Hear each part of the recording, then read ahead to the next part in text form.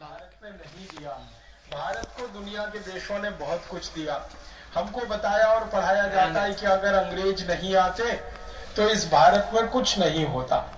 अंग्रेज नहीं आते तो शिक्षा नहीं होती, अंग्रेज नहीं आते तो विज्ञान नहीं आता, अंग्रेज नहीं आते तो तकनीकी नहीं आती, अंग्रेज नहीं आते तो रेल नहीं आती, अंग्रेज नहीं आते तो हवाई जहाज नहीं होता। ऐसी ऐसी बातें हम बचपन से पढ़ते आते हैं, सुनते आते हैं और आपस में चर्चाएं भी करते रहते हैं। आपने एक मनोविज्ञान की बात सुनी होगी, दुनिया में बार बार कही जाती है कि एक झूठ को जब बार बार बोला जाता है, बार बार बोला जाता है, बार बार बोला जाता है, तो थोड़े दिन में वो झूठ सुनते सुनते सच लगने लगता है। अंग्रेज लोग बताते हैं कि उन्होंने सबसे पहले बर्फ 18वीं शताब्दी में बनाई। हमने उनसे 1000 साल पहले बर्फ बनाई। सारी दुनिया को ये बर्फ बनाने की टेक्नोलॉजी हमने दी है। कागज बनाना पूरी दुनिया को भारत ने सिखाया। कागज बनाना सबसे पहले भारत में शुरू हुआ। हमारे भारत में एक घास होती है, उसको सन कहते हैं, और एक घास होती है उसको मूंज कहते हैं। चीनियों के दस्तावेजों में यह लिखा हुआ है कि उन्होंने जो कागज बनाना सीखा वो भारत से सीखा।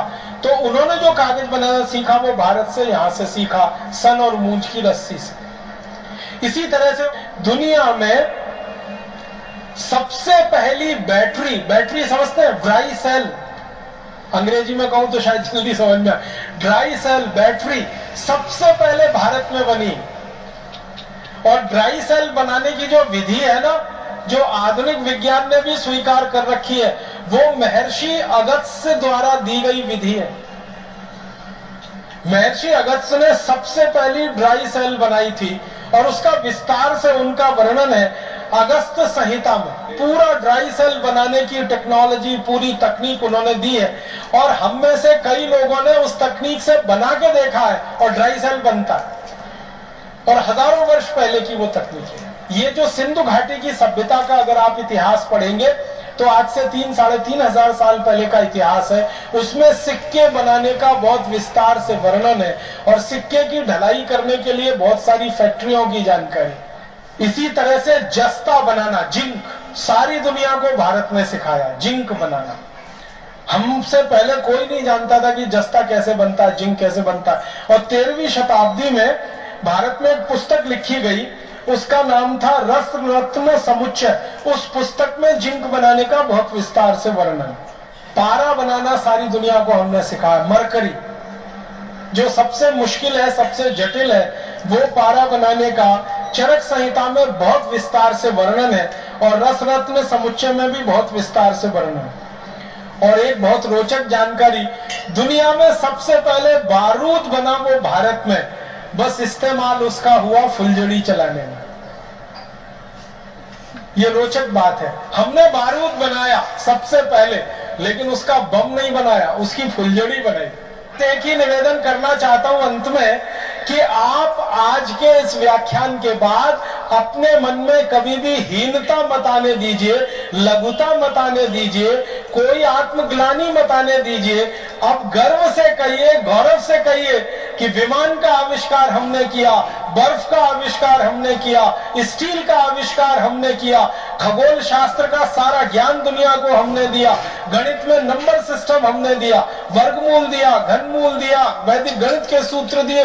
इतना कुछ दुनिया को हमने दे दिया है कि दुनिया हमारा सैकड़ों बार आभार व्यक्त करे तो भी वो कम है, हजारों बार आभार व्यक्त करे तो भी वो कम।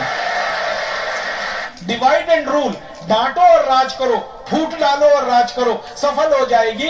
और हमारी सेना में भी बगावत नहीं होगी और हमारे सेना के लोगों को मांस भी मिलता रहेगा, कत्ल चलते रहेंगे। ये पत्र लिखा उसने लैंसडाउन को। लैंसडाउन ने पत्र पढ़ा, उसने फिर मीटिंग बुलाई, मीटिंग बुला के उसने आदेश दिया कि जितने सरकारी कत्ल खाने हैं उनमें मुसलमानों की भर्ती की जाए।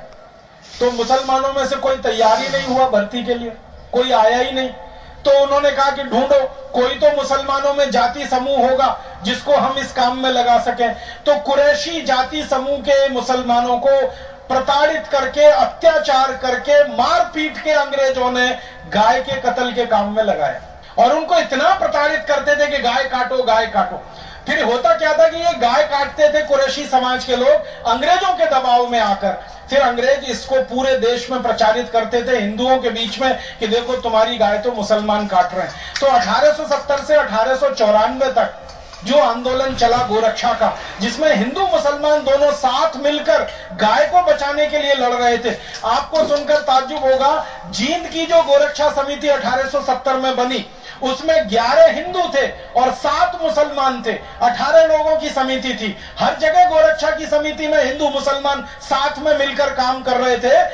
विक्टोरिया ने लैंसडाउन को आदेश देकर मुसलमानों से जबरदस्ती गाय कटवाकर कुरैशी समाज के लोगों को दबाव डालकर एक घृणित काम शुरू किया और सारे देश में यह लहर फैल गई। हिंदू और मुसलमान जो मिलकर गाय को बचा रहे थे, विक्टोरिया की इस पत्र के बाद की जो नीति बनी उसमें हिंदू और मुसलमान आपस में लड़ने लगे।